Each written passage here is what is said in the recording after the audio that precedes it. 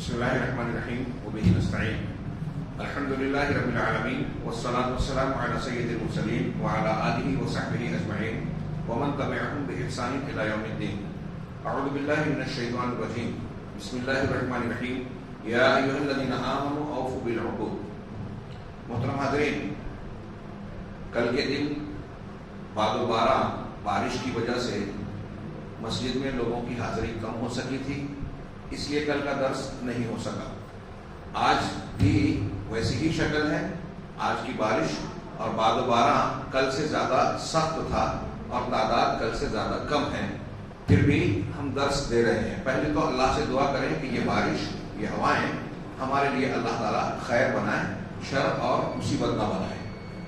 دوسری بات یہ میں عرض کر دوں کہ تعداد کی قلت کے باوجود کی بنیاد پر ہم جو درس دے رہے ہیں سورہ مائدہ پر اول مرہ اتدبر القرآن، اس کے تحت ہم نے کچھ گفتگو کر لی تھی، لیکن آج اختصار کے پیش نظر میں بہتر سمجھ رہا ہوں کہ شیخ ربیع بن ہادی مدخلی حافظ اللہ، جو سعودی عرب کے بڑے عالم ہیں، انہوں نے سورہ مائدہ سے متعلق بعض آیتوں کے ضمن میں بڑی اہم باتیں کہی ہیں.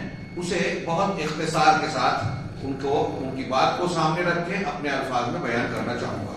انہوں نے سب سے پہلے عنوان قائم کیا سماحت الشریعہ، سورہ مائدہ کے ضمن میں، کہ اللہ تبارک و تعالیٰ نے اپنی شریعت میں کیسی سہولت اور کشادگی رکھی ہے. چنانچہ سورہ مائدہ کے مضامین کا ذکر کرتے ہوئے کہا کہ اللہ تعالیٰ نے اس میں پہلے عہد و پیمان کو پورا کرنے کا حکم دیا، اس کے بعد عدل و انصاف کے قائم کرنے کا حکم دیا، اور پھر یہ حکم دیا کہ ہم آپس میں تقوی اور نیکی کے کاموں میں ایک دوسرے کا تعاون کریں، گناہ اور ظلم کے کاموں میں ایک دوسرے سے بچیں. اللہ تبارک و تعالیٰ کا فرمان ہے وَتَعَاوَنُوا عَلَى الْبِرِّ وَالتَّقْوَى وَلَا تَعَاوَنُوا عَلَى الْإِثْمِ وَالْعُدْوَانِ. یہ آیت میں کہوں گا سامعین کرام اور حاضرین گرامی سے کہ اس آیت کو دماغ میں بٹھائیں اور اس کا مفہوم دل و دماغ میں بسا لیں. آپ کو زندگی کے بہت سارے مرحلوں پر یہ آیت وہ دین کے سلسلے میں یہ رہنمائی کرے گی کہ کون سا کام صحیح ہے، کون سا غلط. بڑی جامع آیت ہے کہ تقوی اور نیکی کے کاموں میں، تقوی تمام نیکیوں کو شامل ہے، لیکن تقوی کے ساتھ جب البر آیا تو علماء نے بیان کیا کہ تقوی کا معنی ہوگا وہ نیکی جس میں گناہ اور حرام اور ممنوع چیزوں سے بچنا ہوتا ہے، اور پھر وہ نیکیاں جس میں اللہ اور رسول کے احکامات کو بجا لانا ہوتا ہے. تو ایسے کام جس کو اللہ اور رسول نے بتایا ہے ان کاموں میں ایک دوسرے کی مدد کرو. ایک آدمی سود سے بچنا چاہ رہا ہے تو آپ اس کا تعاون کیجئے، اس کی مدد کیجئے. ایک آدمی کوئی اور اچھا کام کر رہا ہے، نماز پڑھ رہا ہے، مسجد کی تعمیر کر رہا ہے، دینی تعلیم کو فروغ دینے کے لیے، دعوت و تبلیغ کے لیے کوشش کر رہا ہے، محنت کر رہا ہے، مریضوں کے علاج کے لیے کوئی کام کر رہا ہے تو اس میں اس کی مدد کرو. اس کے بہت سارے پہلو ہیں. آپ دنیا کے مختلف مراحل میں بہت سے کام ہمارے سامنے آتے ہیں، وہاں غور کیجئے کہ کسی آدمی کی ہم مدد کر رہے ہیں تو وہ اس آدمی کا کام کیسا ہے. اگر اچھا کام ہے تو مدد کیجئے، اگر برا کام ہے تو آپ اس کا تعاون مت کیجئے. مثال کے طور پہ ایک آدمی اگر فرض کیجئے کہ آٹو چلاتا ہے، آٹو چلانے والے سے ایک آدمی آ کر کہہ رہا ہے کہ مجھے فلاں شراب خانے میں جانا ہے. ہمیں پتہ چل گیا کہ یہ آدمی شراب خانے میں شراب پینے جا رہا ہے، تو اب اس کو وہاں پہنچانا برائی میں تعاون ہوگا، تو وہاں معذرت کر لے کسی گناہ کے کام کے لیے.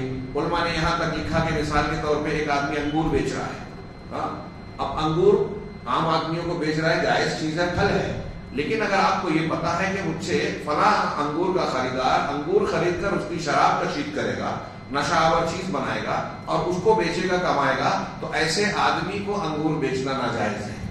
آپ کٹلری کا سامان بیچ رہے ہیں، چھری بیچ رہے ہیں، لیکن آپ کو پتا ہے کہ ایک آدمی آپ سے چاقو خرید کر کسی کا قتل کرنا چاہتا ہے تو اس کو حتی الامکان آپ ٹالیں گے کہ اس کو نہ بیچیں. کیونکہ برا کام کرنے میں اگر آپ کہیں اس کو بیچ رہے ہیں کوئی چیز تو آپ کسی نہ کسی شکل میں اس کے معاون ہو رہے ہیں. اللہ تعالیٰ نے اس آیت میں کہا کہ وَلَا تَعَاوَنُوا عَلَى الْإِثْمِ وَالْعُدْوَانِ، گناہ اور سرکشی کے کاموں پر ایک دوسرے کی مدد نہ کرو. گناہ کا کام ہر برائی ہے، اور ظلم جو ہے اللہ تبارک و تعالیٰ کی شریعت میں، رسول اللہ صلی اللہ علیہ وسلم کی تعلیمات میں کوئی پھیر بدل کمی بیشی کرتا ہے.